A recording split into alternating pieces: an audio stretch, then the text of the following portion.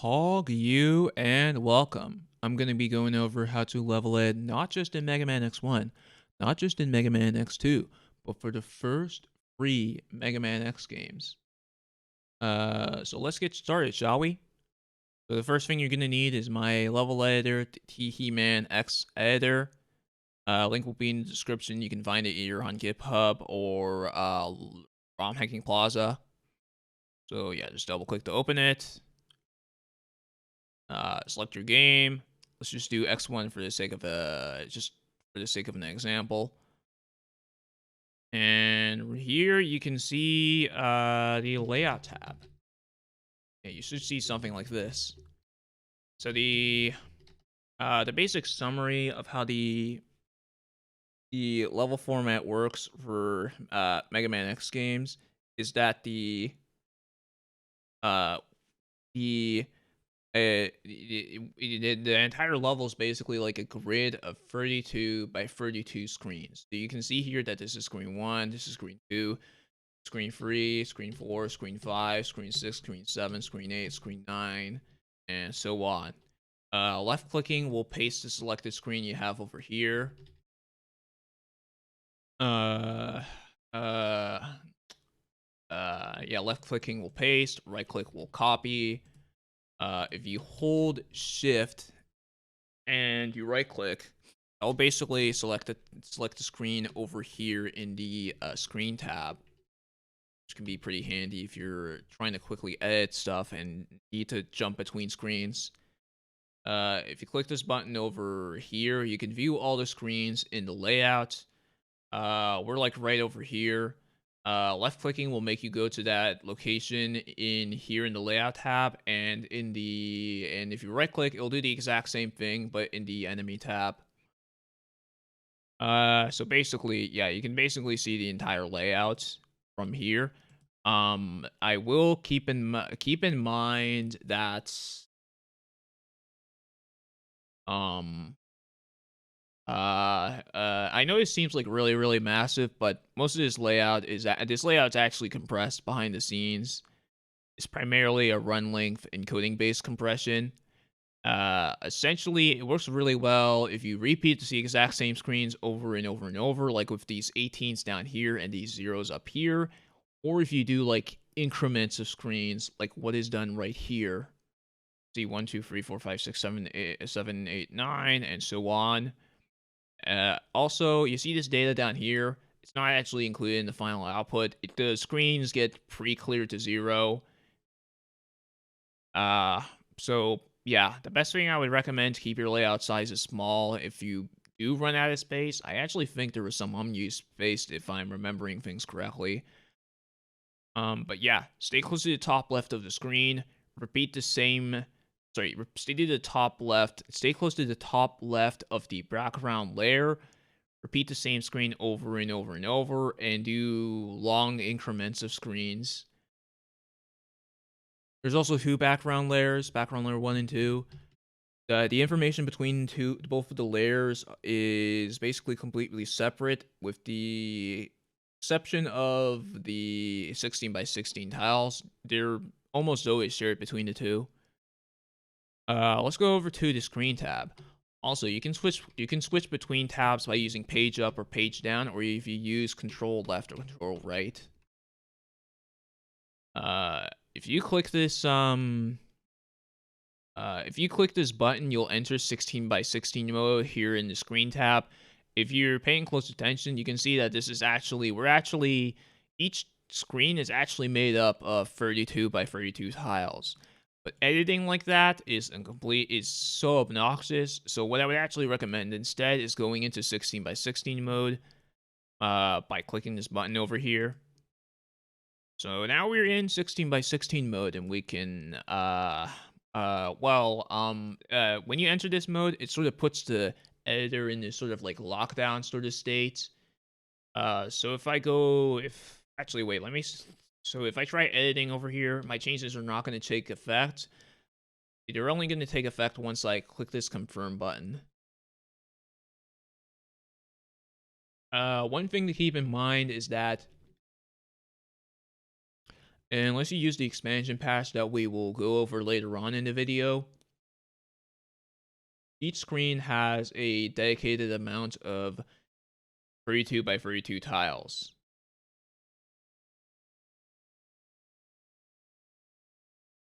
Let's just say I add some tiles there. Maximum of 32 by 32 tiles is 168 compared to your 174. So yeah, I have like 8ish more tiles or something like that. So yeah, there's a max amount of 32 by 32 tiles you can create unless you're using the expansion, even though there is technically a limit for that. We'll go over that more later on. There's some handy things you can do with these. There's also some handy tools in 16 by 16 mode which can help you save time when editing. If you click and hold, you can select a group of tiles and then paste them in here. If you want to copy one part of one screen and put it in another, if you hold shift and right click, hold shift and right click again, and then hold shift and left click somewhere else, you can paste that data from another screen. So yeah, that'll save you a ton of time while editing. Oh yeah, just to prove that this actually works.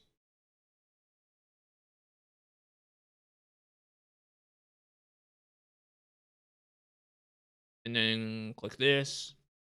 It'll basically get converted into 32 by 32 tile data. So yeah, you can actually see here that the tiles we have over here are different compared to the original.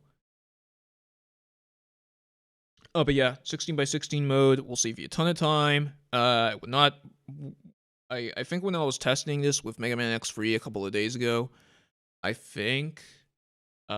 don't think there was a single time I ever actually edited this in 32 by 32 mode.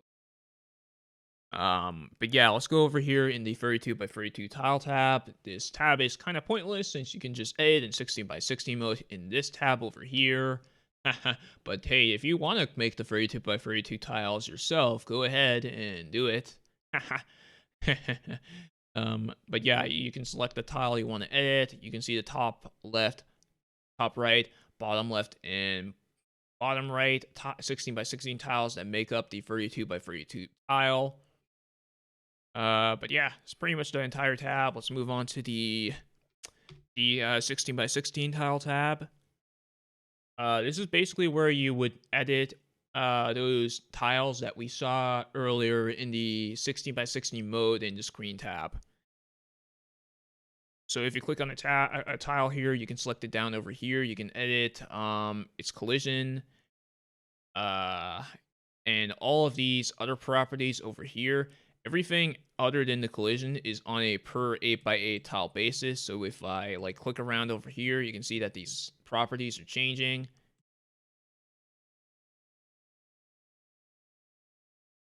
If you click over here in VRAM, you can directly select the tile. Palette is 2, right 1. One helpful thing,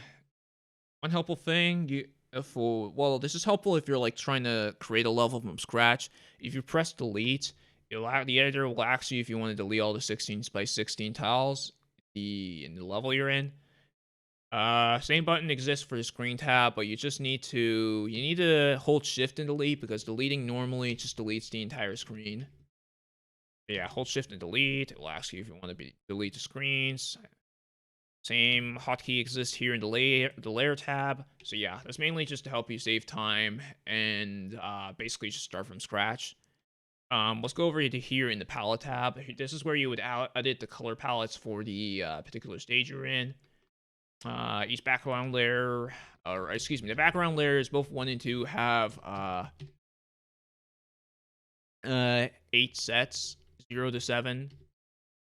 You can edit them directly here by right-clicking, and yeah, see, set 0 color or 0.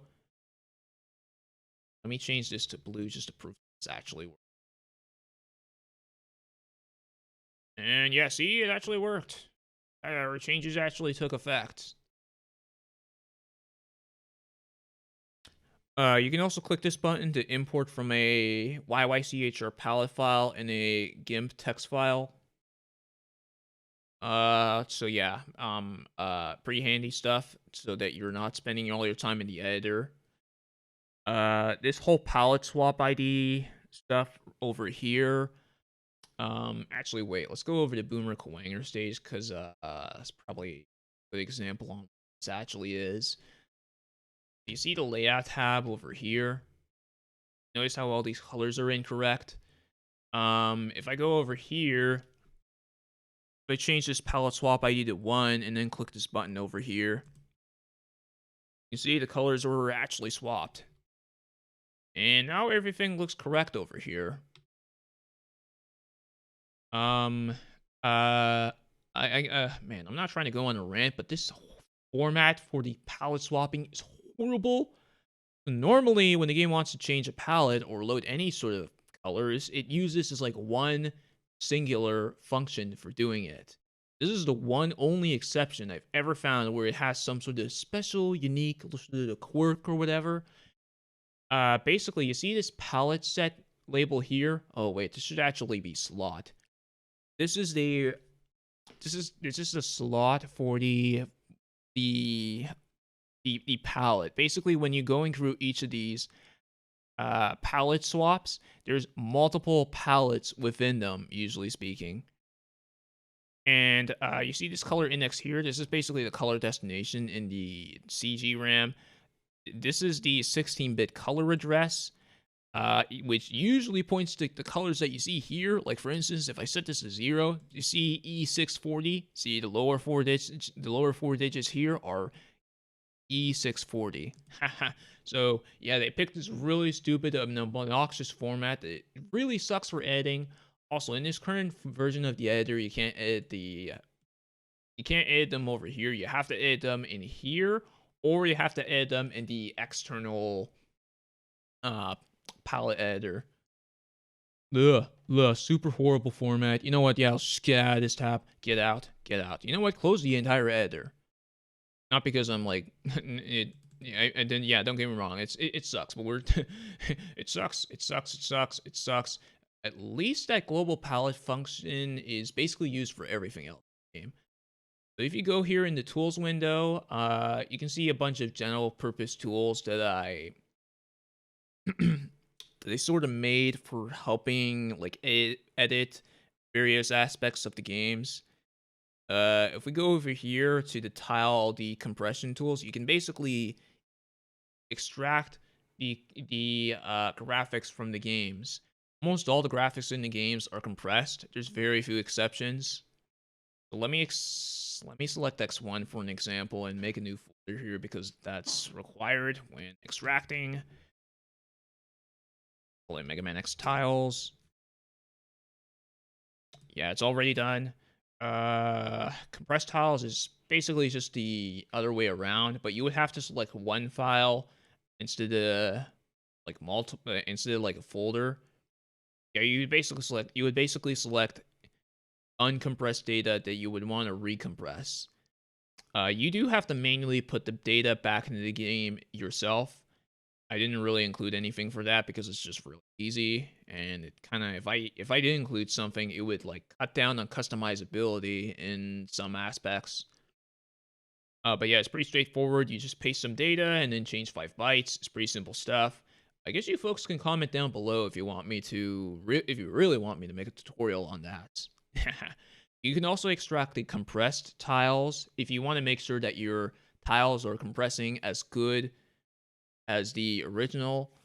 The compression ratio for X1 should be basically the exact same, unless you're giving different data, then it obviously depends on the data you're giving it.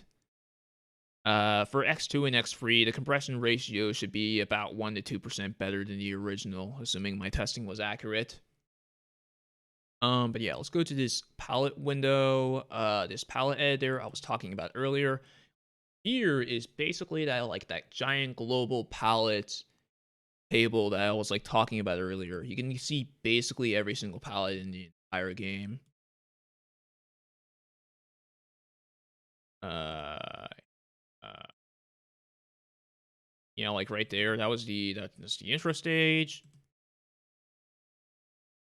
I think this is Boomer Wanger stage, and if we set this to 0, it's just X's palette. So right over here, here's the amount of colors that are in the palette. Here's the actual color address, so like the address of the actual colors themselves.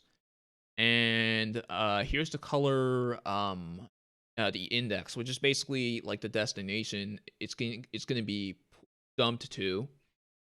You can import and export the palettes from YYZHR palette files or GIMP text files. You can also just export all the palettes if you just don't want to, if you just want all of them. Yeah, why not all of them? Yeah, why not all of them? Oh wait. That's done. Controls are the exact same. If you right click, you can edit it. Oh, let's change this to green, I guess.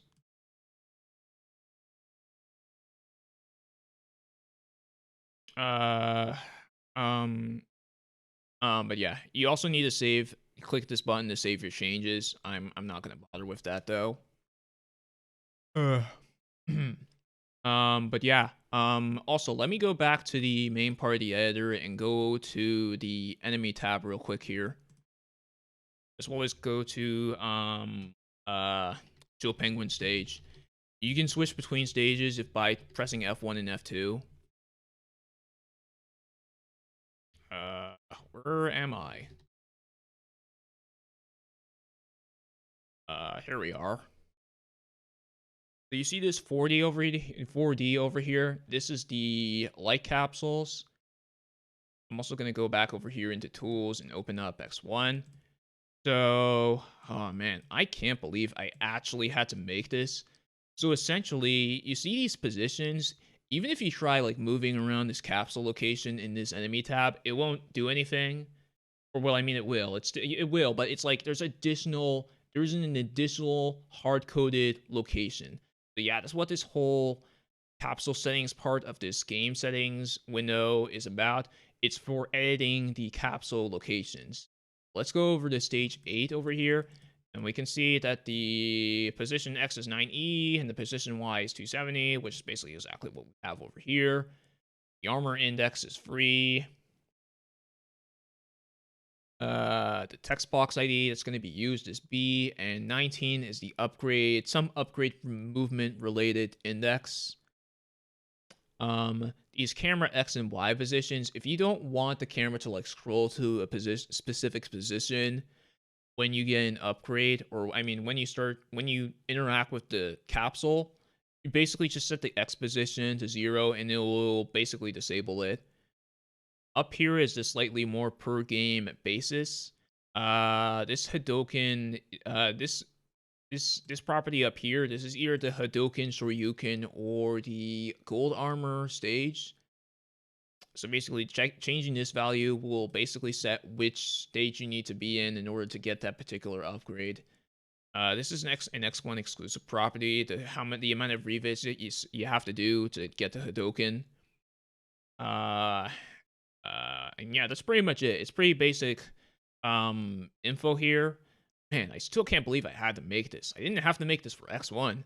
All I had to do for X1, or excuse me, MegaMan X4. I did not have to make this for MegaMan X4. It was basic. You simply set this variable ID to whatever you do, corresponding upgrade, and that was basically it. This was 90% of the work you needed to do.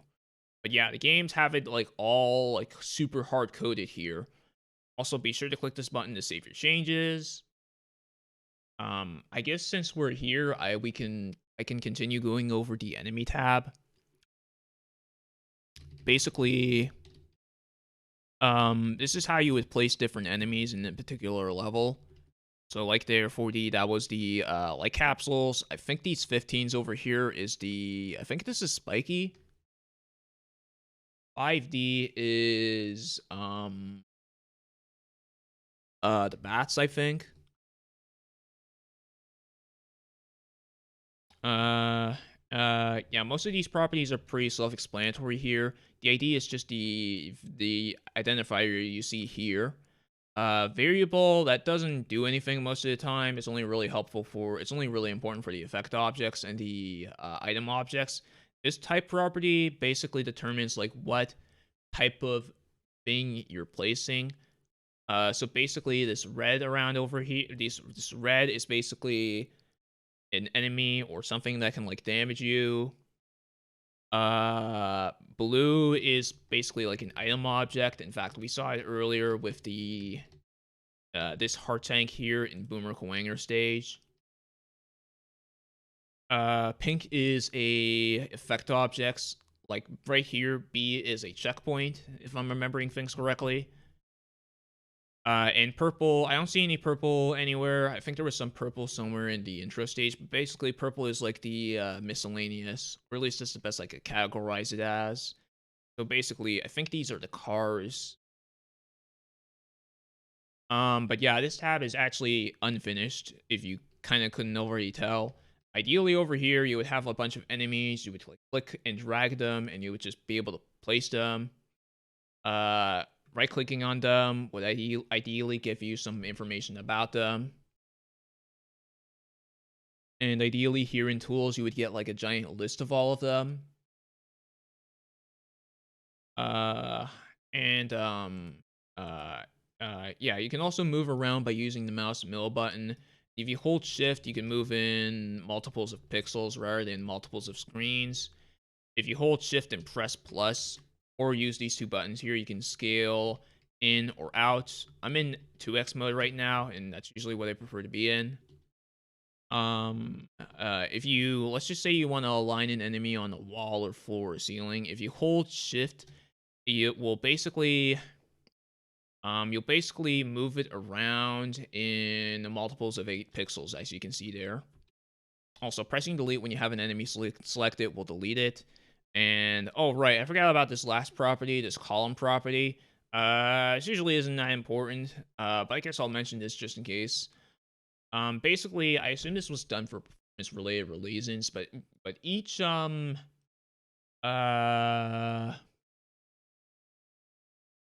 essentially, the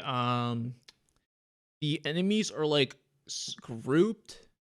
They're basically like grouped into 32 pixel wide columns. So if you see here, if I move this left and right, its column property is changing.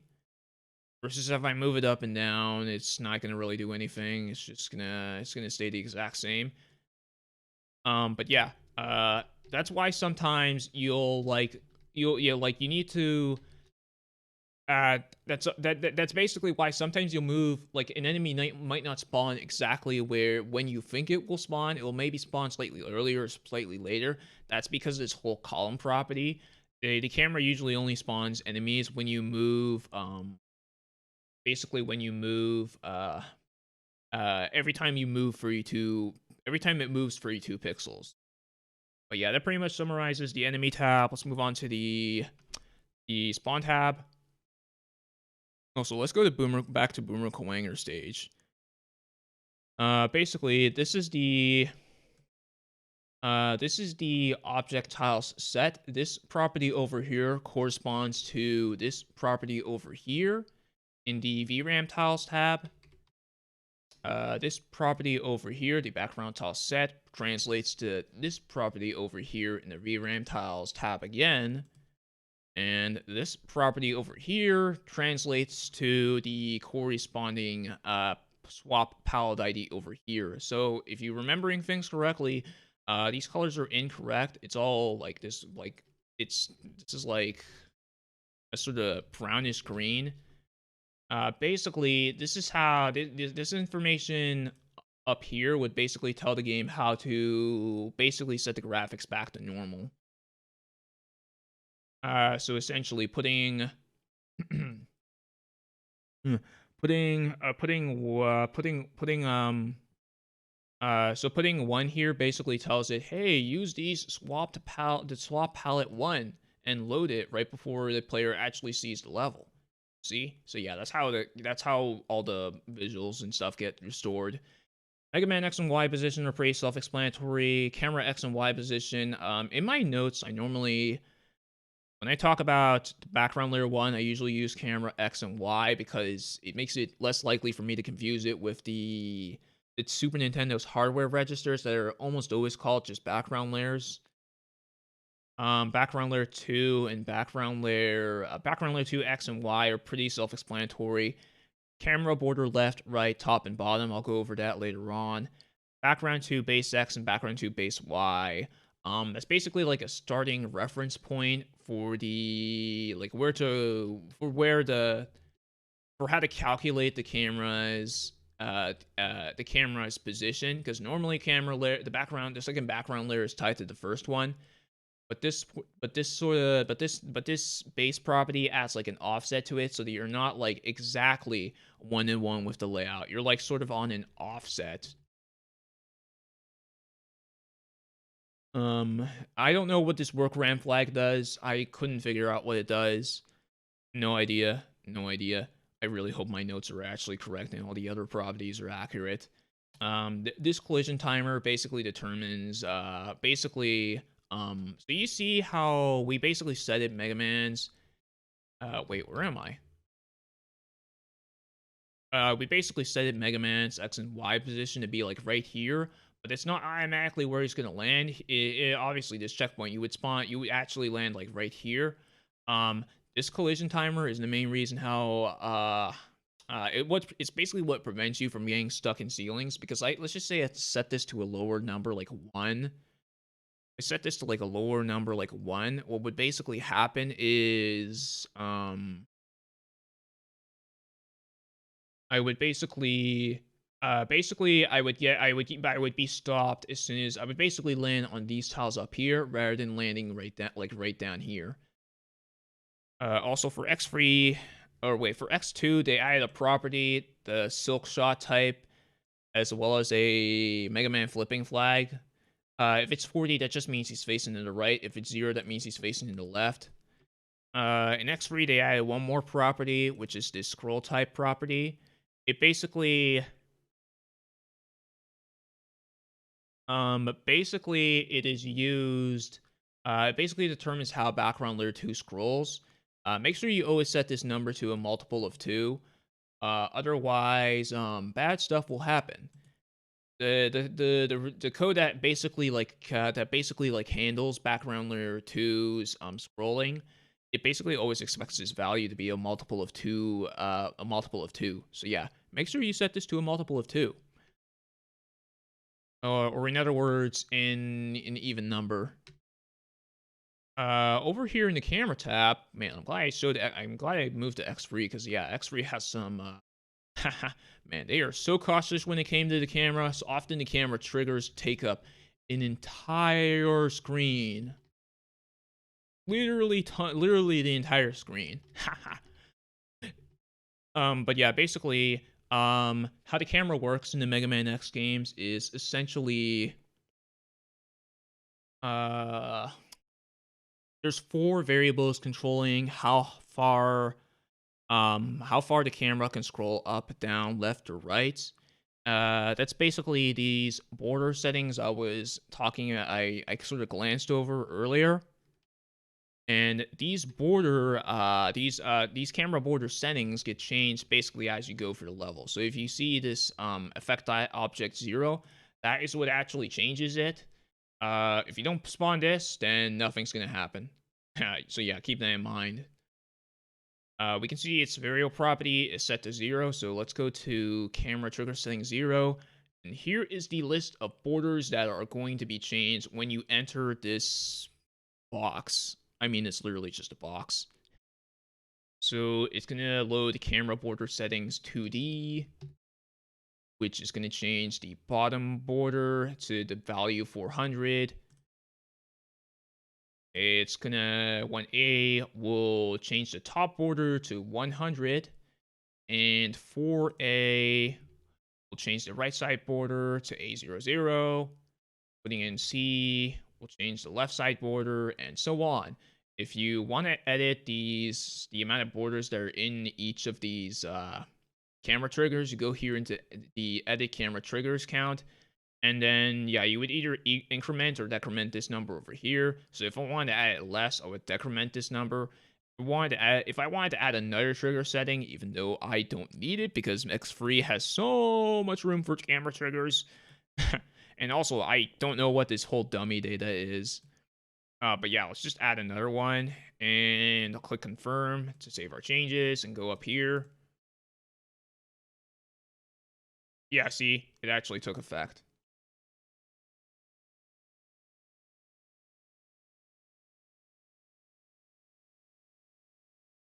But yeah, that's basically how you would control how the camera scrolls. Just make sure you always place your effect object 0, because that's what actually changes it. And also make sure you set the variable ID to the right value. But yeah, that's pretty much it when it comes to the camera tab. Let's move on to probably the hardest tab for me to make.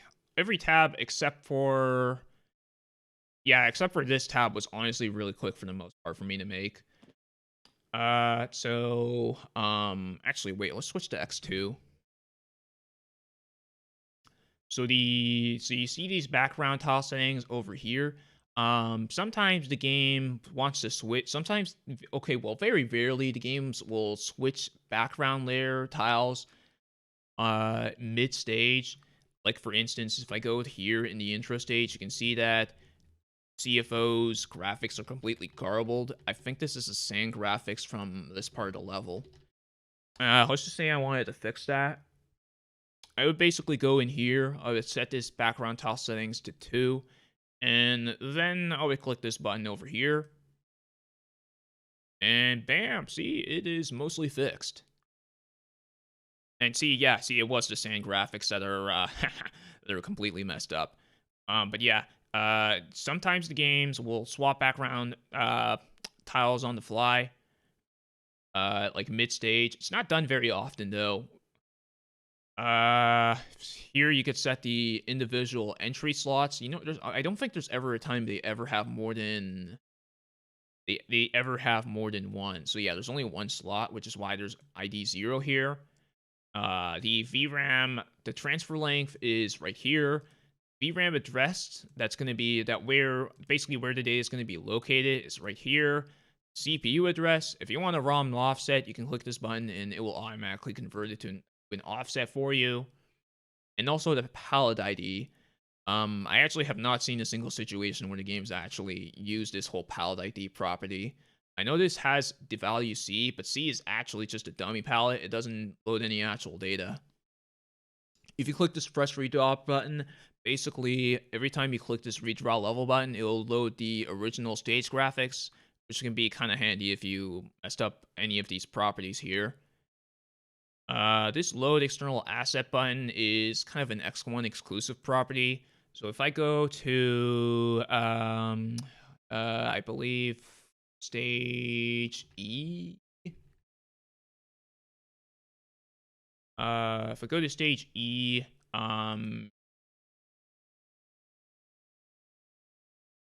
there's something over there. Let's click this load external assets button and let's input palette should be A2 and oh wait, no, A2. Ooh, that was the wrong one.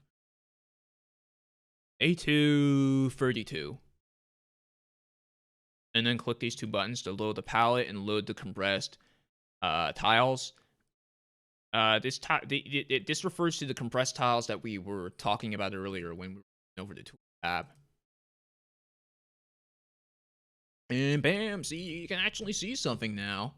So yeah, some of the stages in the game, some stages in the game, some like stages in the game are like basically like UI elements, I get, or whatever term you want to go by.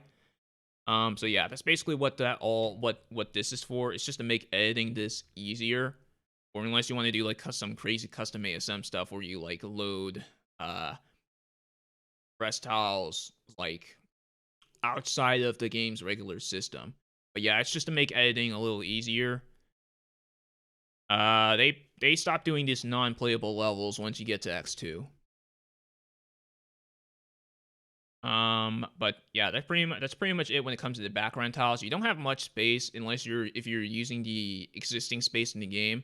In fact, if I try oh wait, I need to go back. I need to go to a natural state. If I try the but yeah, let's go back to the intro stage. If I try clicking this button and I try adding a setting, I'm almost certain it's gonna say that we're out of space. Yeah, see, not enough space.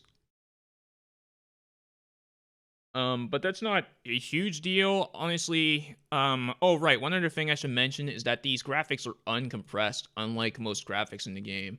But obviously, that also means they take up a lot of space, which is why the games almost never do it. Just never do it. Over here in the object tiles settings, this is basically where uh basically, there's only so much space in VRAM for you to store graphics. So basically, they sort of get swapped like as you're going through a level. It's primarily done via, if I'm remembering things correctly, it should be effect object 15. Actually, where are my notes? Where are my notes? I should have I should have a bunch of IDs. Oh yeah, here it is. It's right here. So yeah, 15 is the horizontal object VRAM tile swapper. 15 is the background VRAM tile swapper. 17 is for the palettes, and 18 to 1A is basically the exact same thing but set vertically. So you see this variable property here. You see how there's 2 in this lower hex digit and 1 in this upper hex digit. The 2 basically defines like, hey, if you're on the right side of, if MegaMan's on the right side of this effect object 15, swap, load the object tiles settings 2 over here. So 2.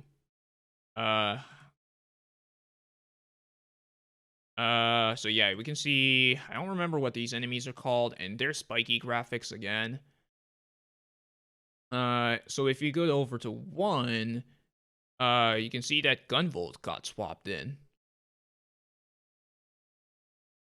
So yeah, that's basically how the games swap information, like as your swaps graphics as you're going through the stage. And like I said earlier, the background VRAM tile swapper, palette VRAM tile swapper is the exact same thing. It's just a different property that you're going to be editing. And the vertical ones are basically the exact same, except the lower hex digit is for when you're below the effect object, and 1 is basically used for when you're above it. So yeah, basically the same thing. It's actually the exact same code that runs basically all of them. Yeah, let's go back to the VRAM Tiles tab. This tab, like I said, was kind of a pain to make. So basically, we can go through each object setting here, and we can go through the individual object slot. Slot 0 here is used for gun spiky, as you can see here, and its palette destination is 40. So 1, 2, 3, 4, and see, that's correct palette. The next slot is used for, I think that's Gunvolt. That says 50, so you go 1, 2, 3, 4, 5. Let's just say I wanted to find the location of my VRAM graphics without having to manually set this ID here. What I would do is I would click this enable VRAM select button. I would click the location I want to load it to. I would click this button to redraw it. And bam, see, it actually got moved. Yeah, that's pretty handy. Palette ID is the exact same global palette ID that we were looking at in the like giant list of palettes to load from. If we go here in the OAM1, you can see that there's also X over here. I basically put this as a reminder as to like where not to put VRAM graphics in and where you could put VRAM graphics in. One thing I also gotta mention is I know there's some space over here, but these graphics over here, these tiles over here are occasionally used up by different weapons. So yeah, keep that in mind while editing. You do not want to use these two rows. These two rows are all for the graphics, all of them. You can also go over here to add to edit the amount of object slots. You are and the amount of object slots and object settings in a particular stage. They're just like the background tile settings. There's a limited amount of space, but you have a lot more space to work with because I think this was I can't remember if this was. Oh wait, actually, I'm not sure. This is like partially implemented by them, but also partially not. So let me put a object tile setting here at the bottom here and click confirm. Yeah, see, we have enough space. Then go to that slot we just created. There's a heart tank. That's the default. Essentially, what I could do to save space is, let's just say I wanted to load the heart tank's graphics. Instead of adding it in an existing list, in an existing object setting group, like adding an additional slot, I have a dedicated set just for the heart tanks.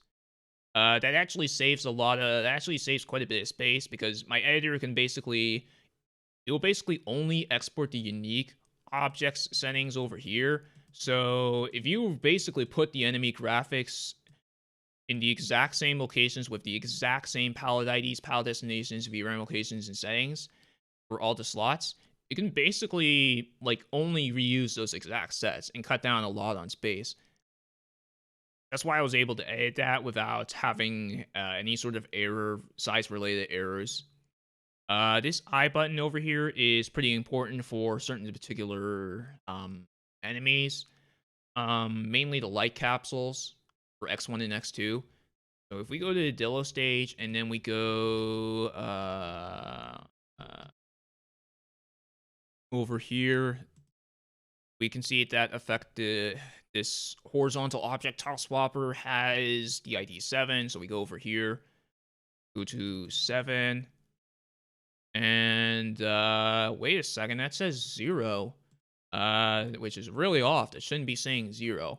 Basically, this is actually the Dr. Light capsules. I don't know why, but for X1 and X2, they basically swap in the light capsule graphics at like literally the last possible moment, like literally like right when the capsule actually spawns.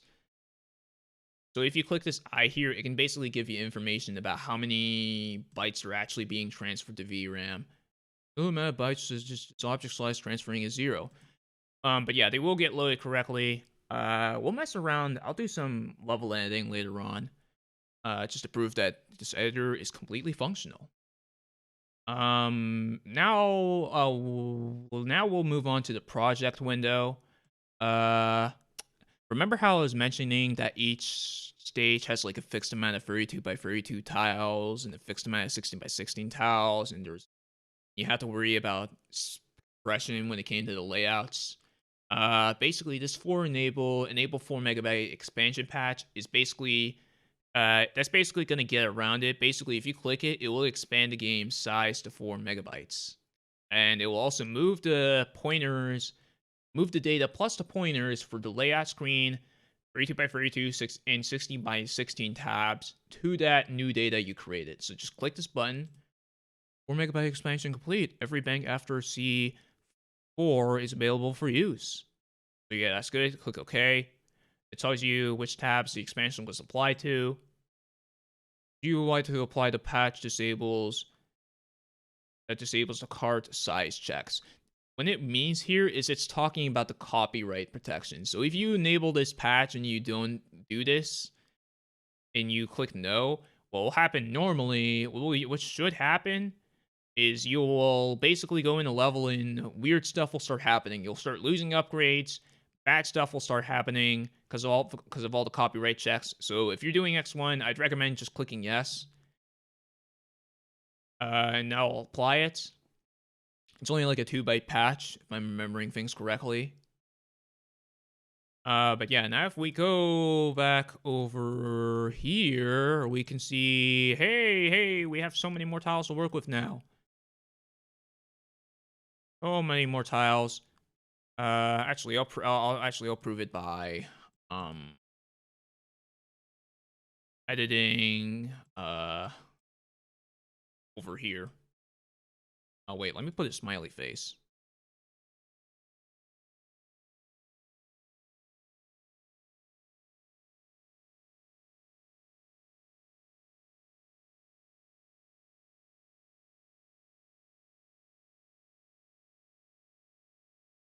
See, it exported just fine. So yeah, that 4 megabyte expansion is pretty helpful. Be sure to save your changes once you're done. This other stuff here in the project tab is much more advanced, and I mainly just did this for future proofing and future proofing in case I do something else with this whole project's settings. So basically, the expansion unfortunately did not get us. This is not enough to get around the size limitations in these 4 specific tabs: the enemy tab, spawn tab, camera tab, and VRAM Tiles tab. That's because the code it's not controlled by 24-bit pointers. It's controlled by 16-bit pointers, so it's much harder to move them around the game. My expansion actually doesn't touch any code when it edits these for the data for these 4 specific tabs. But yeah, basically, what you would do is you would click these buttons and you would check mark these buttons, and the editor would basically, it would like locally track the data in a JSON file, and then when you click save, you would basically tell it, hey, write the data to this part in the game. That's what all these offsets are for. So basically, you would write the code yourself to basically to basically help move it around, and you would tell the editor where to put it. But this is more advanced. I ideally, right. I also plan on maybe having some sort of apply patch. If you click this button, it won't actually do anything. I wanted to get this editor done by before 2026, and I am barely about to make it. Barely. And when I mean barely, I mean like not even probably a full day. Yeah, it's only one more day and 2025 is over. Happy New Year. But yeah. Yeah, I recommend the 4 megabyte expansion. I only recommend this once either this patch is done in hopefully a future version, or if you know how to do the ASM patch, you could do it yourself. But yeah, that pretty much summarizes everything. I'm actually gonna start editing because yeah, I just gotta prove my editor works. I think I'm gonna mess around with MegaMan X2 specifically. I spent so much time with X1 and X3. I just want to change things up a little bit. All right, so I'm back. I made some changes. I didn't do too good of a job. It's sort of just a little testing. Um, I did at least get the camera to at least sort of do a few things. We'll go more into that later. One more important thing I should mention is here in the settings tab. You can select an emulator you want to use for testing. Clicking this button will basically make it so that every time you try to you use Control E to to test out your changes, it'll basically save like right before you do that.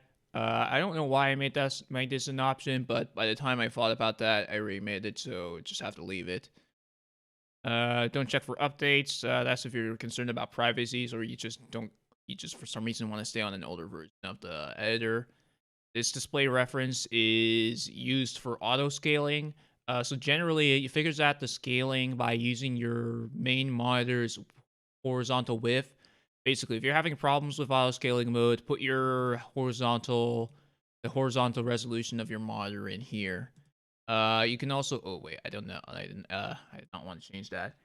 You can also use fixed scaling, but I usually prefer auto because I just prefer having more space being taking up on my screen. And this isn't a photo editor. Integer scaling is not that important.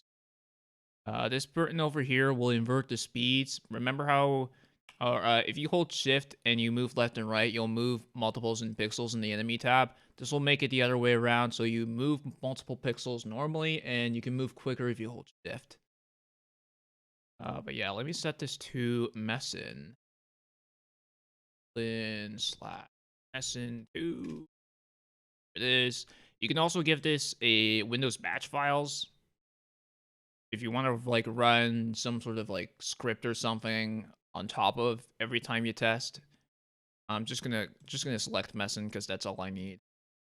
Now, if I hit Control E or click this test button, that's gonna run Messen, and it's gonna pass the path to my file. So in this case, this folder, this MegaMan X2.sfc file, like that, it's gonna pass the path to that as an argument or parameter, whatever term you want to call by. So hit Control E, and bam, it automatically loaded.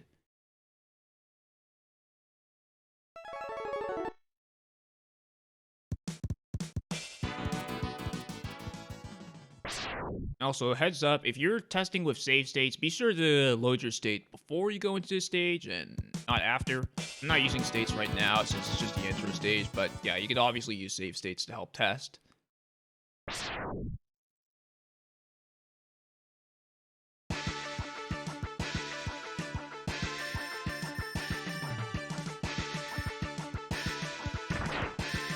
Yo, there's Green Biker Dude, and bye-bye, Green Biker Dude.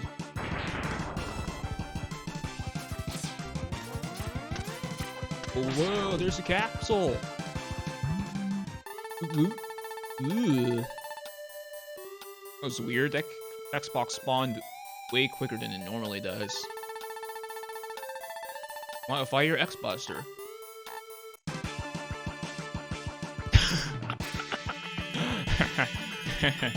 Well, it did work though. Whatever the problem is, it's definitely not my editor.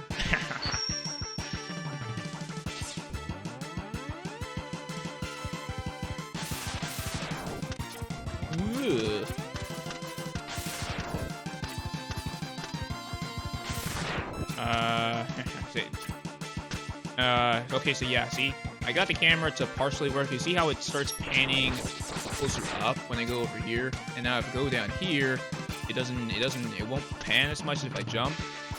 That's because I put a camera trigger right over here.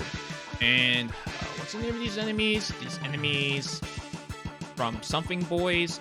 These enemies from Gator Stage. Yeah, these are normally not in the stage. Yeah. But yeah, I loaded the graphics in as well as placed them earlier. Ooh.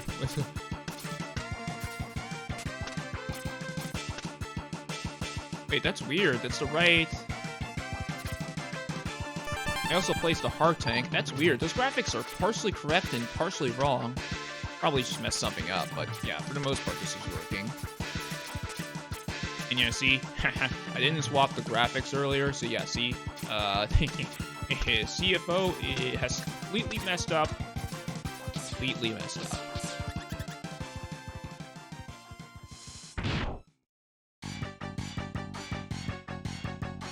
Ooh.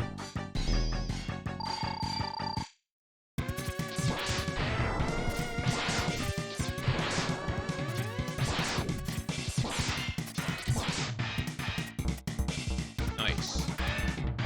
I mean, obviously, just like most X games, the intro boss is a complete joke.